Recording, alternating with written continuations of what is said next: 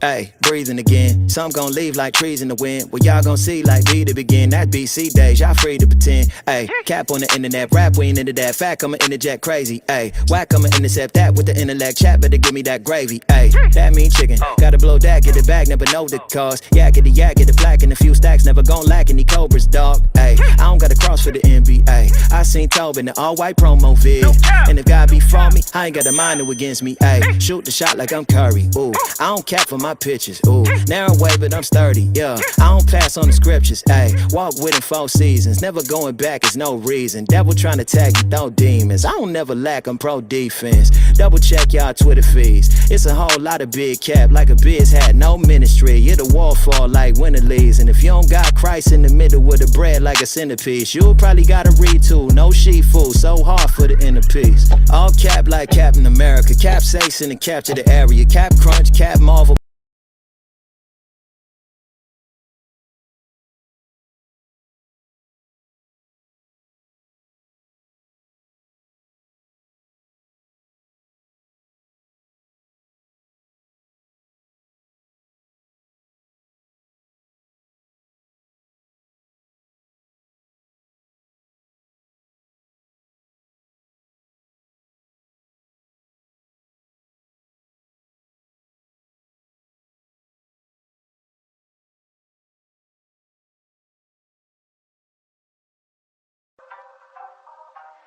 What's good, baby? It's your boy Dale. I'm back in the saddle again. Our motto is to buy, build. We already bought it already, so we already own it, free and clear. Refinance to long-term debt, cash flow. That is the motto. Cliff, man, is that a pretty strong motto, man? What do you think? Man, the model is strong. Like, you're getting each piece of the invest, right?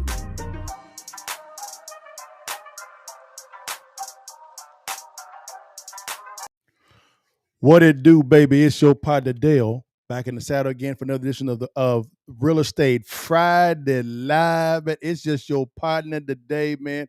Cliff is doing the father thing today, man. Taking care of this baby girl. It's okay. You get to see me. It's all good, baby. If you can, guys, do me a favor, guys, if you don't mind. Like, share, and subscribe. Guys, this is going to be a really good one, guys. Let me go and start off right. Yeah. It's going to be a very motivating time today. Today, guys, is going to be a very motivated time. So let's go and get into this topic, guys. Today, man, let's dive into this thing real quickly. Guys, today's topics, real quickly, guys, is going to be this here. But real simple, guys. Number one, man, the Fed's latest rate cut, man. They cut rates yesterday, man, or 2 days ago. We're going to talk about them rate cuts. Number two, man, interest rates to 0%. Somebody that's very well esteemed in real estate says this is coming. Number three, a rental explosion in crypto. Crypto, as far as when it comes to tokenization of real estate, man, that same person, I'll talk about that too as well. And also, with all this information, we're going to talk about the investor's edge, guys. We call it the investor's edge. We're going to do, guys, we're going to talk about that and what you can do with all this new information. But guys, let's dive into the topics really quickly here, guys. First topic of the day, baby. Hey, man, the Fed's latest cut. They did a 25 basis point drop. What that means for inflation, housing, and your money.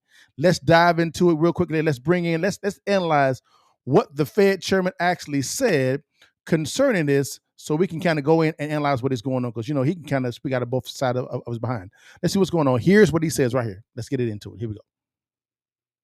Could it affect the December meeting?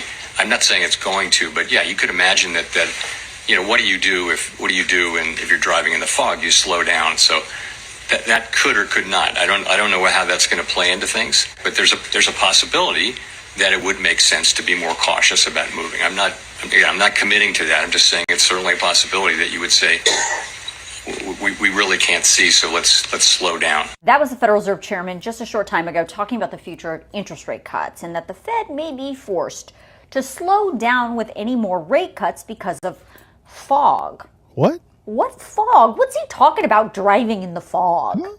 I promise I'm going to tell you in just 30 seconds. Hang on. But before I do that, you should know that today the Fed cut interest rates by 1/4%. That means the federal funds rate is now sitting at between 3.75% and 4%. This is the second straight meeting where the Fed cut interest rates, and it represents the lowest interest rate we've seen in 3 years. But it was not a unanimous decision because the U.S. economy has two different problems.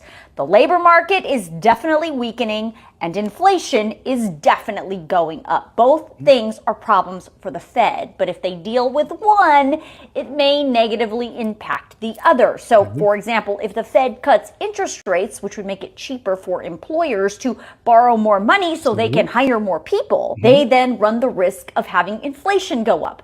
And if the Fed raises interest rates to get inflation down, then you run the risk of employers cutting jobs or not creating any new jobs or hiring any new people. You see the problem there? So that's the current situation. But let's talk about this fog. What is he talking about? Well, the fog is being caused by the government shutdown. See, the Fed uses data, not feelings, not vibes, data to make monetary policy decisions, like a decision to cut interest rates. Well, when the government agency that collects and reports all that data is furloughed because of a government shutdown, that means those reports are just not available. For the record, the Fed uses several other pieces of data from outside sources to make decisions, but they definitely rely heavily on what they call the gold standard of data, which is the government data. And without it, the road is foggy. So what Chairman Powell is saying is that depending on how long this government shutdown lasts, that may impact the amount of that gold standard data that the Fed will get before its December meeting. And because the U.S. economy is so tricky with what I'm talking about, the jobs market and the inflation, instead of going ahead with another interest rate cut, which is what was supposed to happen in December, the Fed may just pump the brakes. And wait, because of that data fog. Now, Chairman Powell also acknowledged. So when he says data fog, he's talking about due to the government shutdown, it's leaving data a little bit foggy. I mean, this guy is so political. This is laughable, man. But let's keep going. Something else today that I want to bring up because it is something that you have been talking about in my comments for months. So the gold standard data on jobs from the government has been showing that, fewer jobs are being added and companies aren't hiring as much as they used to, but the unemployment rate is still relatively low. So on the surface, the jobs market looks pretty good. But you've been saying the jobs market is trash and it's impossible to find a job. And when it comes to inflation, the gold standard government data shows that inflation is, ticking up, but only on certain things. And at the same time, consumer spending is still up. So things may be a little more expensive, but the American people are just tolerating it fine. But you are saying that is not the case. You can't survive. Things are just too expensive. And you have to get multiple jobs to make ends meet. Well, here's what Powell had to say about that today. Consumers at the lower end are struggling and buying less and shifting to lower cost products, but that at the top, people are spending at the higher income and wealth, and so much anecdotal data on that. And so we think there's something there. The reason they're so unhappy about inflation is the inflation that we had in 2021, 2, and 3. Because, you can say that prices aren't going up as much, but that doesn't mean people aren't feeling those higher prices from the inflation we had 2 or 3 years ago. They are, and that's, I think, a large part of why the public, if you sample people, inflation is still very much making people quite unhappy. Even, and it's nice that, that prices are not going up as fast as they were, but they're still much higher than they were. And it'll take some time for that effect to wear off. As real incomes rise, it will feel better over time, but that's going to take time. But the Fed hasn't done anything about it yet. Because the chairman said the price increases are not done yet. There will be some additional increase in inflation because it takes a while for tariffs to work their way through the production chain and finally get to consumers. And we see this now from the tariffs that were put in place now many months ago. We see those effects. But if you put tariffs in effect, and they've been coming into effect consistently, in February, March, April, May, and that's all happening. So that'll continue to happen for some time, probably into the spring. But then, as all of the tariffs are in, they stop generating inflation. You've had a one-time price increase. As long as you're not, at least this is the theory. This is how we believe and hope that it will work out. Once the last tariff is put on something, at that point, it becomes a higher price level, but it stops going up. Could it affect This guy, y'all. Does this guy want to be the president or something? This is the most politically motivated Fed chairman I've ever seen in my life. And it's all based on theory. All theory. All theory. This guy is a joke. All a joke. It's like he's hoping for things to go up. Hoping. It has been widely reported that the producers and the services on the production side, they're eating the lion's share of not all of the tariffs because the consumer is not feeling that much of it at all. Don't take my word for it. The reports are saying this. What reports is he reading? Like, this guy is a train wreck. The most politically motivated guy, he needs to go now. And it just suits him that this guy won't leave until the end of his term. But he ain't being political, though. Not at all. Trash. This guy is a train wreck. Now, don't take my word for it, guys. Let's keep it moving, y'all, because there was some dissension within the ranks of the Federal Reserve. You know, the governors, they wasn't feeling what's going down. Let's see what they got to say real fast, y'all. Don't take my word for it. Let's do it. Welcome back. Two members of the Fed dissenting during this week's rate cut decision. Governor Stephen Myron arguing for a half-a-point cut, while Kansas City Fed President Jeffrey Schmidt said rates should have been left unchanged. So now we're getting some breaking news as to why Schmidt dissented. CNBC senior economics reporter Steve Leisman has the news for us. Steve. Hey, good morning, David. Yeah, Kansas City Fed President Jeffrey Schmidt explaining his dissent this morning, joined in separate remarks by the non-voting Dallas Fed President Lori Logan in offering a hawkish outlook for a December rate cut. Schmidt saying he dissented against the quarter-point cut because he looked around the economy and didn't see policy restricting very much of anything. Correct. Meanwhile, he's concerned about inflation running above the Fed's 2% target and that it becomes ingrained in people's psyche. Policy, he says, should lean against demand with inflation running too high and above target. The labor market he sees as imbalanced, believes the economy is showing some momentum. Inflation, meanwhile, he says, is spreading across categories to both goods and services. He went on to note that the financial market conditions appear to be easy, including equities being at record highs and bond spreads very narrow. He thinks the economy accelerated through the summer. And Dallas's Lori Logan had a similar take, saying, quote, the economic outlook didn't call for cutting rates.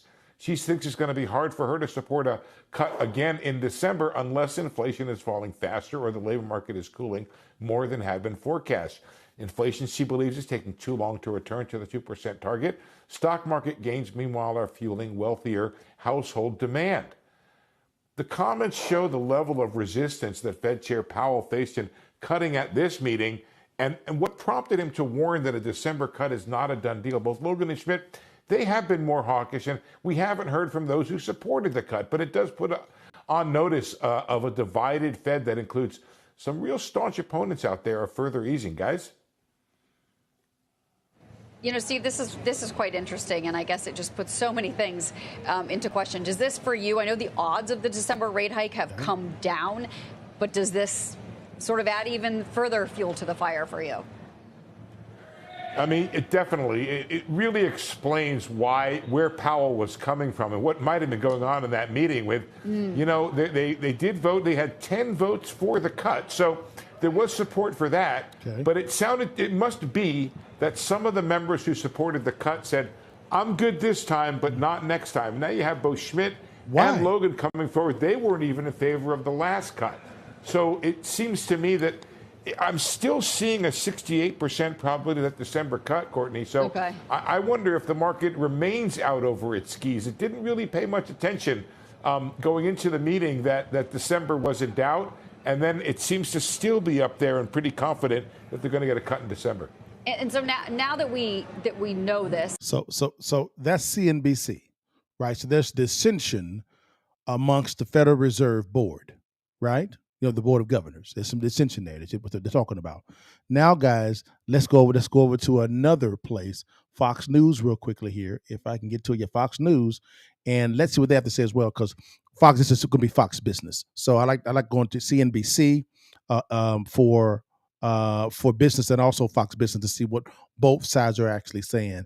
And to be honest with you guys, they're kind of saying the exact same thing, but Kudlow is a little bit more verbal than his counterparts on CNBC. Let's get to it.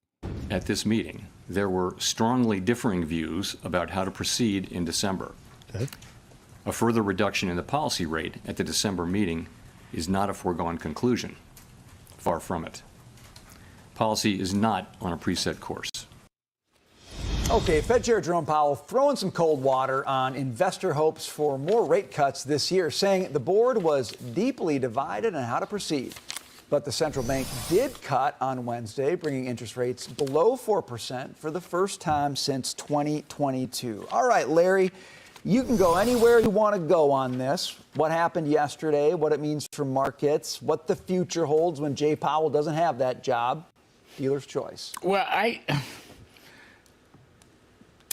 I don't necessarily disagree with what I think he said. Okay. That we don't know about December. We don't know about December because we don't know about September. Correct. Or October or November, for that matter.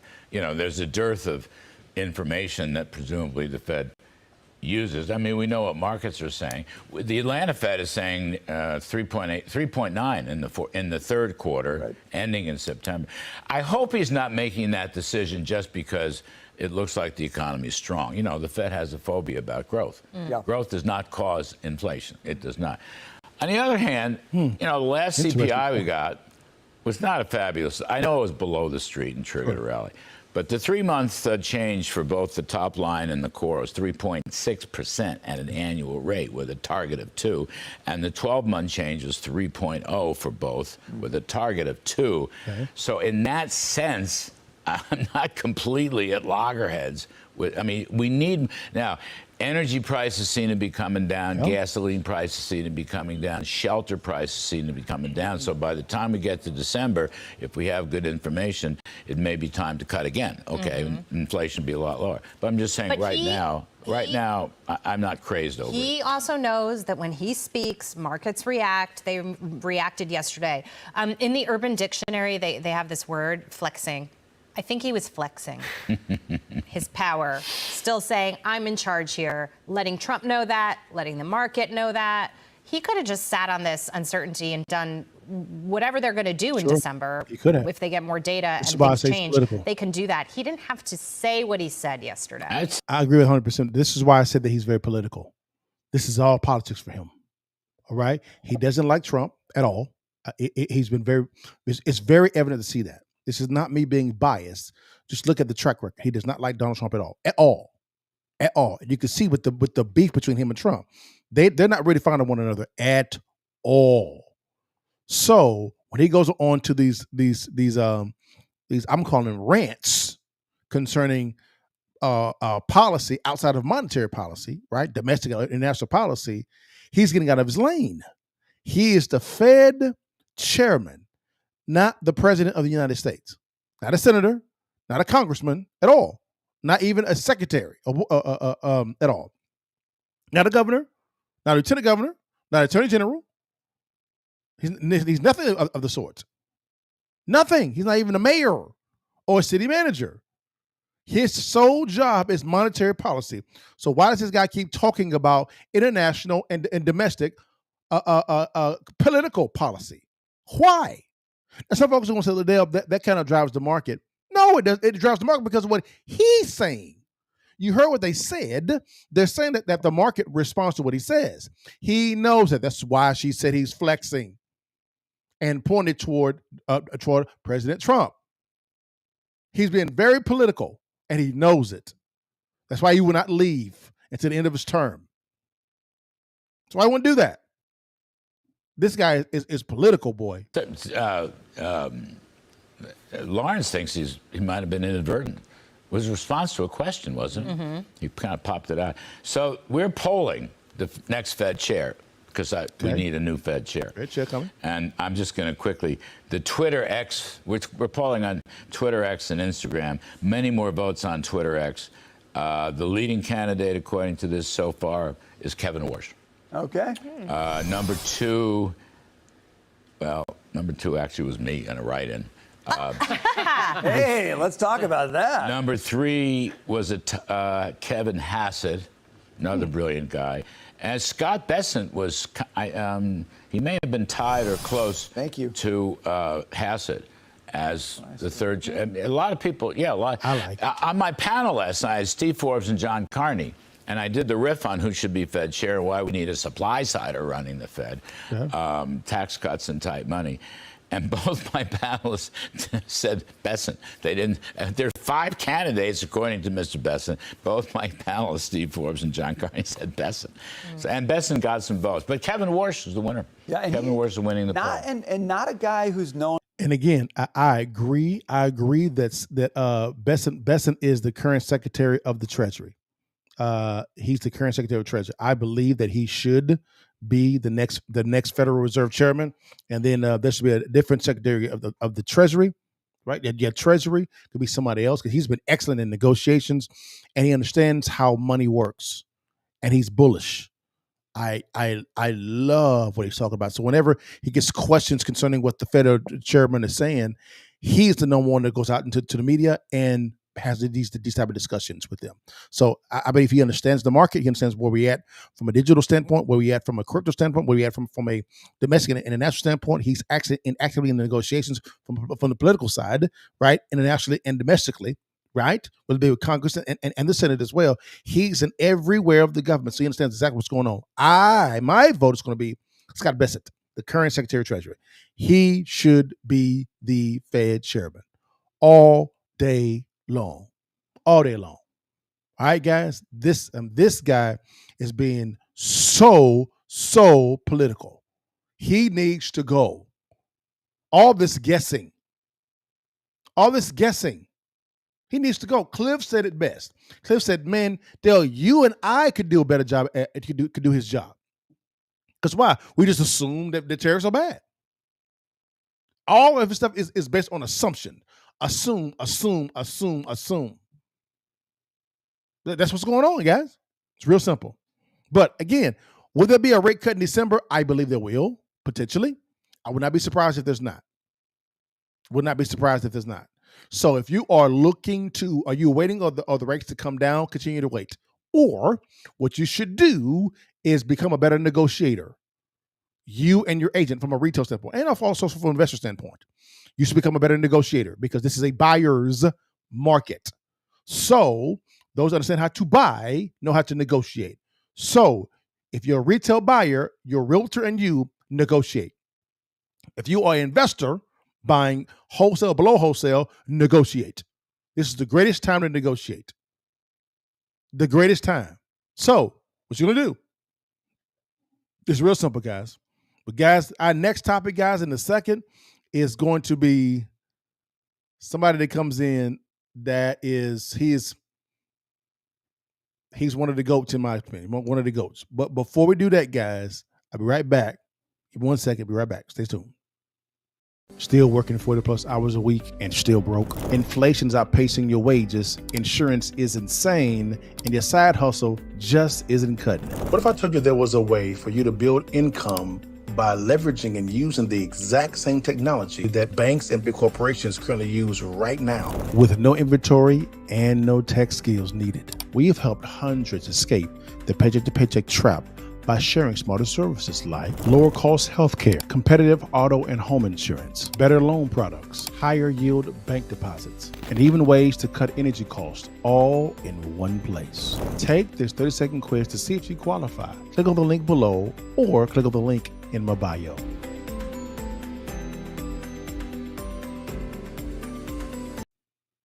All right, guys, we're back, guys. Let's bring in one of the GOATs, in my opinion, Grant Cardone. Grant Cardone is a big advocate of real estate from a tax standpoint, from wealth accumulation standpoint, from a strategy standpoint. He is one of the GOATs. One of the GOATs. He owns over $4 billion worth of real estate, so he knows what he's doing. He is talking about rates going to 0%. Whoa. Also a rent explosion. And also he's talking about tokenization of real estate. Yeah, let's dive into it real fast, man, concerning Grant Cardone. Let's see what he has to say. And he's really talking about the market. I wanted to include this in this because of the fact that he is a person that makes a lot of sense when he talks. So let's get into it. Here we go. Let's talk about real estate first. Some news coming out of Wall Street this week. Some banks plunged. Regional bank stocks went down, including Zions Bancorp, Jefferies, Western Alliance. At the center of it all, apparently, bat loans reported by Zions Bancorp, Western Alliance can be traced back to the bankruptcy of a commercial real estate investment firm in Southern California earlier this year. In a lawsuit filed Wednesday, Zions listed 16 addresses of properties pledged as collateral to more than $60 million loan to investor group. Haven't we seen this story play out before? Yep. Yeah, certainly every 10 to 12 years when you have interest rate spikes, real estate that was, funded at 3% interest rates, when interest rates hit 7%, that real estate can no longer support those values. There is trillions of dollars about it. I've been talking about this for 2 years now. There's 3.7, maybe $3.8 trillion of debt that is hitting maturity right now and over the next 24 months. That is 3% adjusted. I have some of that, by the way. I have 40. He's talking about on the commercial end, really on the multifamily end, guys. He's correct. There was in 2020 and 2022, right? There were refinances done, right, on the apartment complex and commercial side, and these were IO, interest only mortgages, right, with a 3 or 5 year balloon. Right? If it's 2020, 5 year, if it's 2022, 3 year balloon. He's talking about those adjusting now because that balloon is becoming matured. You got to refinance out. I know a lot of investors that this is within right now. 5 different properties, 14,000 units, about $5 billion worth of real estate. We have about 180 million of that. Maybe 240 million of that is on an adjustable, David. And that means the loan matures. It was at 3 or 3.5, and it was a 3 year, 4 year, or 5 year term with a lender. It matures, and today it's at 6.5. It cannot support the amount of debt at 6.5. As the rates go up, the amount of debt goes down proportionally. Yeah. It's like a treasury, right? Treasuries go up in value. Well, the rate had to go down, right? Yeah. Same thing with debt. When I borrow X at this, well, we're good. But the moment they start moving, the balances change. And that's what's happening. That's why many regional banks in this country, if they had to mark to market, if they had to mark to what they actually are worth today, we would find many banks in this country are in trouble. Correct. That is the reason why he's talking about what he's talking about, guys. He's talking about how a lot of regional banks actually, they're the ones that actually give out those type of loans, those IO loans. Those are done like that, guys. So again, he is not lying at all concerning this as well. It's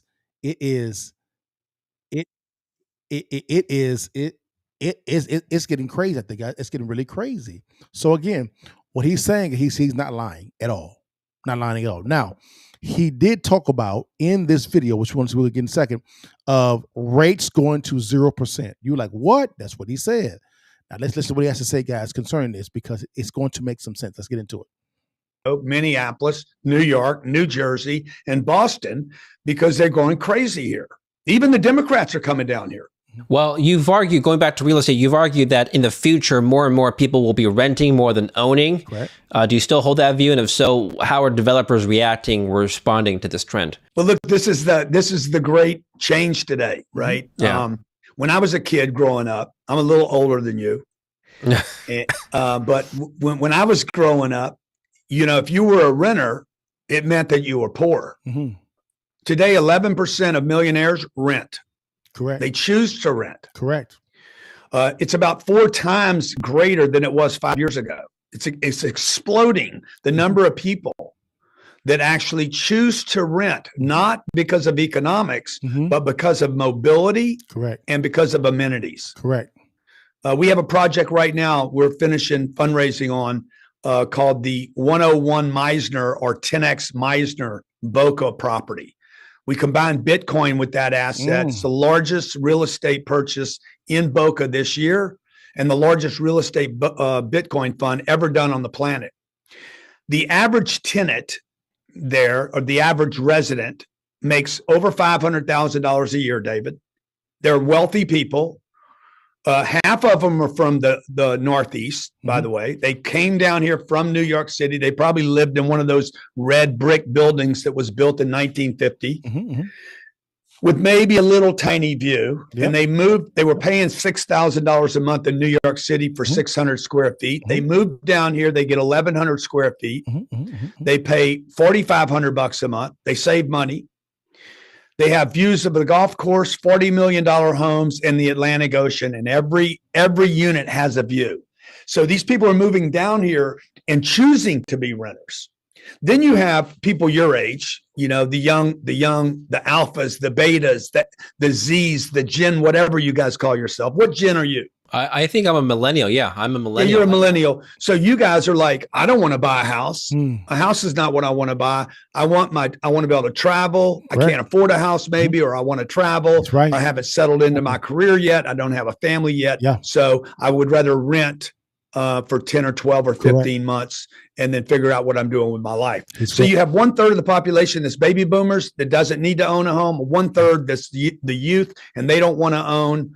And I think we have a flip model where we end up with 60% renters in America and 40% owners. He's right. Well, I think you've said before, and correct me if I'm right. wrong, I'm paraphrasing here. Cash is trash. Real estate is freedom. But with interest rates this high, has the game changed? Well, rates are coming down right now, dude. Like 2-year, the 3-year, the 5-year, and the 7-year, and the 10-year are all hitting lows right now. I think the 10-year hit a low from last April. Donald Trump, and I've been saying this for a while now, he's replacing the Fed. He's going to get his team in. He's going to get rid of Jerome. In fact, we hadn't heard from Jerome Powell since Trump visited the White House and called him out for spending too much money on that expansion he's doing. We haven't heard from Jerome Powell in about 45 days. He'll be gone in May. Interest rates will be 0 by June of next year. Whoa. That's my prediction. Whoa. Interest rates on what exactly? Interest rates. Rate? No, mortgage rates will be somewhere under 3.5% by June of next year. So you think whoever Trump puts in the Fed, we're going to get as close to 0 as Trump can get them. Wow. What that we're talking talking about about a cliff, man. Guys, if he is correct, you're talking about an explosion out of this world. How he's going to do that? He said, remember what he said? He said he's replacing the Fed with what? If you go look at our previous Real Estate Friday Lives, right, or the kind of podcast on this channel, you hear me talking several things about Bitcoin or cryptocurrency and how Trump was resetting the financial sector by what? When they actually passed the Genius Act. Created a stable coin. They created two reserves, one for Bitcoin and one for other cryptocurrencies, right? And what's happening is he incentivized the banks to create their own coins. And what he was doing is he was trying to increase the money supply without increasing the money supply via debt in crypto. What he's trying to do. So basically you can leverage existing crypto to originate new debt, right? So he's not creating new coins, they're leveraging existing coins. Basically, he's mimicking the Federal Reserve System, but in the cryptocurrency space. That's what he's doing. So what I'm assuming Grin is talking about, he's saying, that's why you mentioned Trump and the cryptocurrency space and the resetting or replacing the Federal Reserve. He's talking about resetting the entire system. You even have Russia came out, their finance minister came out and he said, America is trying to reset the entire financial system via cryptocurrency. Russia's saying this. Russia's saying this. You don't believe me? Look at a previous Con Move podcast. Look at the previous Real Estate Friday Lives. It's right in there. And it's not me saying it. The actual finance minister of Russia is saying this. The equivalent of our Secretary of Treasury. They're saying this. So the world is seeing what Trump is doing. They're seeing what he's doing, right? They're seeing the Trump move. And I go a little bit deeper. Trump knew this was going to happen because when Biden was the president, China got emboldened. China was trying to navigate or create another system called the CIS system, right? This is another kind of podcast, guys. Go watch it, right? They're trying to create a system called the CIS, right? I believe it's what it's called. They're trying to do that to get a workaround the sanction system because the dollar was the chief, is the big player in town. America could sanction other countries, which could wound or ruin countries' economies. China was trying to get around all of that. That's what they're trying to do, right? So when they were doing all of that, right? What happened is China said, okay, no problem. We're going to create an entire system. Trump saw that was happening. He was campaigning and said, I got it. Then he put his whole team in, and notice the two big players in Trump's whole team is the Secretary of Treasury and the Secretary of Commerce. Both of these gentlemen, right? Secretary Ludwig, Commerce, Secretary Bessent, Treasury, or cryptocurrency godfathers. They have an immense amount of wealth in cryptocurrency. If you don't believe me, go watch the previous episodes. Go watch it. I'm not saying it. They're saying it out of their own mouths. So that's what he's talking about. So how is he going to get us as closer to zero? Simple. He's going to leverage cryptocurrency, that whole mirror image in the crypto space, the digital dollar space, right?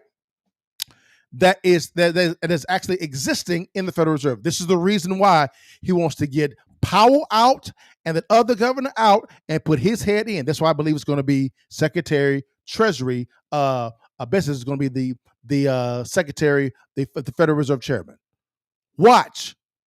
Just watch. And he probably end up moving Ludwig over to Treasury, and then he move someone else over to Commerce. Watch. And it'd be somebody that is a master on the production and service side to be the Secretary of Commerce, replacing Ludwig. Watch. That's my prediction. Let's keep going. So asset price explosion. That's what happened last time. Yeah, I don't think so. I don't think we necessarily have an immediate asset. I think we're going to find out just how weak the planet is.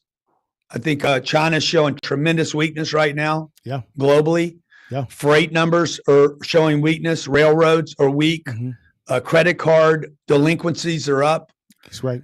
Home mortgage delinquency is up. Automotive's terrible nationwide. I think inventories for automotive dealers are about 5 times what they were just after COVID. Correct. Right. And the consumer spent, man. Where's the money? Who's got the money? Who's got my money? Well, the wealthy are propping up the economy is the theory I've heard. As long as stock markets and assets like Bitcoin and real estate stay high, people are feeling wealthy. They're continuing to spend money. But the middle class and the blue collar workers, unfortunately, maybe they're getting hit the hardest. That's right. So there's kind of this is the reason why, guys. I kind of mimic what Patrick David says. This is fake success. Don't get it twisted, right? This is manipulated success, right? And you can benefit well from manipulated success if you know how to navigate that thing. This is the reason why you see the rich getting richer and the middle class and poor getting poor. Why? The rich are flush with cash, flush with credit, ready to move ready to move very quickly to buy businesses on sale. This is the reason why I said when it comes to real estate or any business, you should not be so focused just on making income. Income is important. Yes, it is. But you should also be make yourself bankable. Because you could be bankable and still not have enough revenue. Let me say that again. You could be bankable or lendable to be lent to, right? Right. And not be in the profit yet. But you get access to capital to acquire more businesses, acquire more assets, do a lot more marketing so that you become more profitable. You don't believe me? Ask Meta. Meta's initial investment, they had made no money. Look at the business model of Amazon. Amazon actually has smaller margins than their influencers. Amazon. Hello.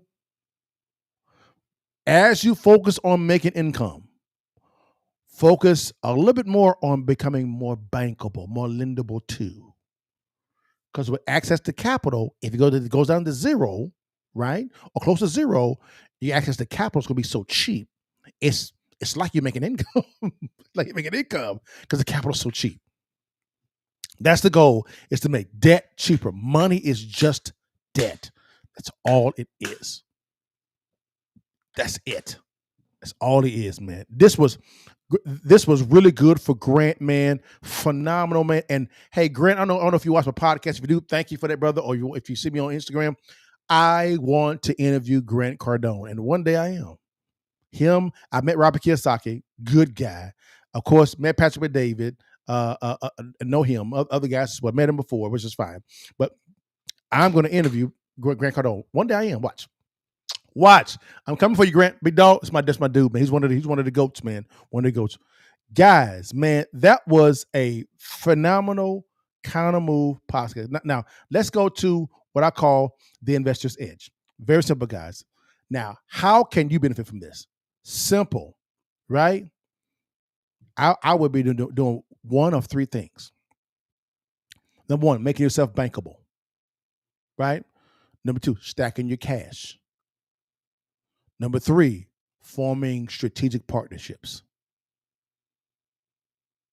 so that you can move extremely quickly.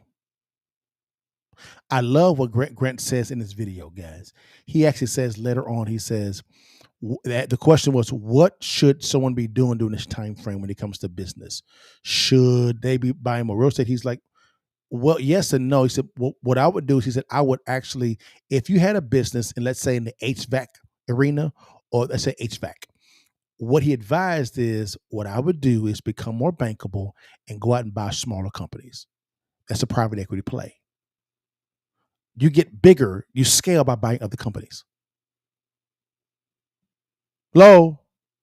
You scale by buying other companies. It only happens if you make yourself lendable, right? Right? Make yourself lendable. Stack your cash. And number three, form the right partnerships. Real simple, guys. This is how you can become the new wealth class, because, in my opinion, the new middle class is going to be the millionaire. The middle class now and the poor are going to be the poor. The new middle class is going to be the millionaire. Watch. Because, guys, they're not going to pay off the debt. They're going to inflate the debt away. This is modern monetary theory at its best. Don't believe me? Go look it up. All right, guys. Well, guys, man, I hope this was fun. This was fun for me, guys. Real quickly, guys, before we get off, guys. Hey, when it comes to real estate, guys, it's very simple. You can make a lot of money in real estate. Like your partner. I make great money in real estate, guys. Right? But how you make your money is not when you sell, it's when you actually buy. You make money when you purchase right. The only way you purchase right is you know how to locate distressed properties that you buy below wholesale. All right, guys, I'm giving away a free ebook called Distressed Property Investing. It is free. It teaches you how to find, locate, and close distressed properties in your city, county, or state. Now, how do you get the free ebook? 3 ways. Number one, in the show notes. Click on the link below, and you can get access to the link right there and go download the ebook. Number 2, DM me the word real estate, and my team will get you out that link today. You can go and download it right here on the spot. Number 3, you can scan on the QR code right there on the screen and go get the book. It is free. It's free. Don't cost you nothing. Now you will take a brief survey real quickly. After you take the survey, all you do then is just download it. There it is, right there, free on us, right there. Don't cost you the money at all. All right, guys. Number 2. Now you must say, Dale, hey, I like real estate. Real estate is not my stilo. It's not what I want to do. Don't you worry. I'm also a private equity investor of a small company, guys. All right. There's a term called FinTech that stands for financial technology, guys. Right? There is a business model out there right now that you can actually begin a side hustle, a business on the side, right? Because companies like the banks like Wells Fargo, Bank of America, Chase, and so on and so forth. Insurance companies like Farmers Insurance, State Farm, other companies like DirecTV, AT&T. What they are doing, guys, is they're going more digital. They are constraining their operations, their brick and mortar operations, guys, and bringing those agents or those workers into a more of a office setting at a one centralized place, and they're doing what they call a pass off. Right? They're allowing for you and I to start our own businesses, right? Which is great for individuals, and you can pass on those consumers onto them, and the licensed people can actually get them closed, and you make a residual and a commission for doing this, guys. Let me give you an example. What if you can actually make up to 4% of someone's mortgage payment per month? What about someone's auto insurance payment, homeowners insurance payment? When someone opens up a debit account, a bank account, when someone pays with a credit card, when someone gets an auto loan, a home loan, an investor loan. Hello. Do you see what's going on here, guys? You're getting compensated off of services that are already in consumers' bottom line. All you're doing is you're just giving them a better deal. This is what they're doing via financial technology. And they're saying you could begin a side hustle business and a system in this. Guys, that's called a wealth transfer. Wealth is never destroyed. It's merely transferred. All right, guys. If you're wanting more information about this financial technology business model, it is free information. Free. Do one of 3 things. Click on the link below in the show notes. Number 2, DM me the word mentor, right? Or number 3, you can scan on the QR code right there, right? And it goes right to the video. There's a little survey right there, real quickly, real simple. It goes right to that video. If it's for you, great. If it's not for you, it's all good, baby. I don't know about you. I like getting paid when people actually pay their bills. I love that, right? It makes sense. And it just so happens that we give them a better deal, and I make a passive income. Hello, McFly. But guys, thank you so much for your time. Also, guys, every Thursday at 8:30 p.m., I have a podcast called the Kind of Move Podcast, guys. It's pretty fun. Here's a little bit of a taste of it. Here you go. Why they party? I'm in here grinding. Money I'm stacking. Why they rock diamonds? I can't relate to them. Ain't my shit coming. I set a goal for me 2 or 3 commas. 7 figures, 8 figures to 9 figures. On a slow pace to get rich quick. Same time we just think different. Cause when you make it, it hit different.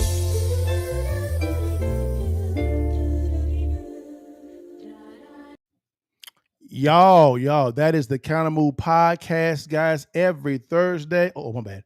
Every Thursday, guys, at 8:30 p.m. Come check it out. Come check it out with your partner, guys. It's real simple, guys. But guys, that's all I have for today. Do me a favor again, guys.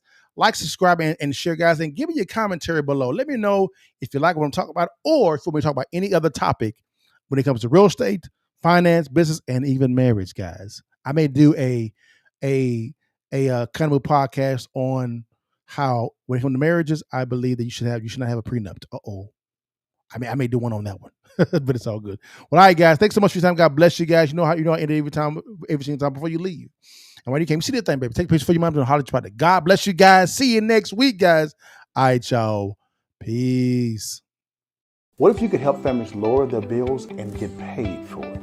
Healthcare premiums, insurance rates, and loan interest just keep climbing higher.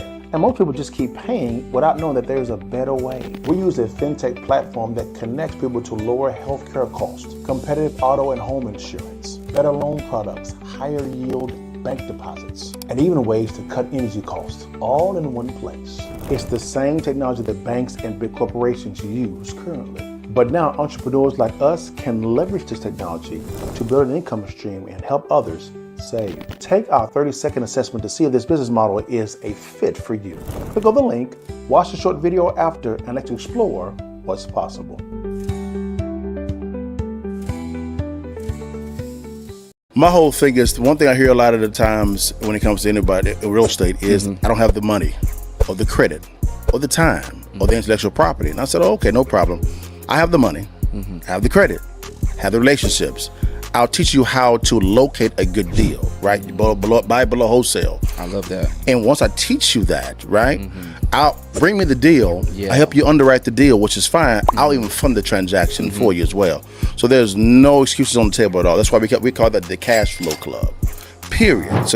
So what happens is people always ask me all the time, Dale, can you train me? Well, I don't have the time to do that. But what if I set up a platform for it to where you get on-demand training? Anytime you want to, because the training you may need may be after you get off work, early in the morning, during the day. You just log into your account and get the same training as if I'm sitting there one-on-one. We're talking about our attorneys, our general contractors, our appraisers, as well as me, talking about how to structure your business, how to put together what they call a power team. A power team is very important. How to put a deal together, right, and buy it at the right price point. How to market. That's one technique that people don't understand. That you can actually get a list of properties that from your city for free. Whoa. So walk me through that. Like, you can physically get buildings or homes or properties available for free? Yeah, I'll send you guys the bill in the mail. It's real simple. What you can do is you can actually call down to your city and ask for the violations division. What happens is you say, hey, I want to see what homes in our city actually have violations. What are violations? High grass, no paint, vacant. You have boards on there. Those are actually violations that the city or citation that the city has actually levied against that property. They'll give you that list for free. It may be a little bit of a fee, maybe $100. Sure. But it is what it is. Then what you do is you actually you can contact those sellers of those properties one-on-one. Wow, and that's how you make your money. That's one way. That's one way. If you'd like to learn how successful real estate investors make money when they acquire real estate and not when they sell it, click on the link below, swipe up, DM me the word real estate to download our free ebook, Distressed Property Investing. The blueprint is in the ebook. Stay blessed. I'll let your partner and download the ebook today.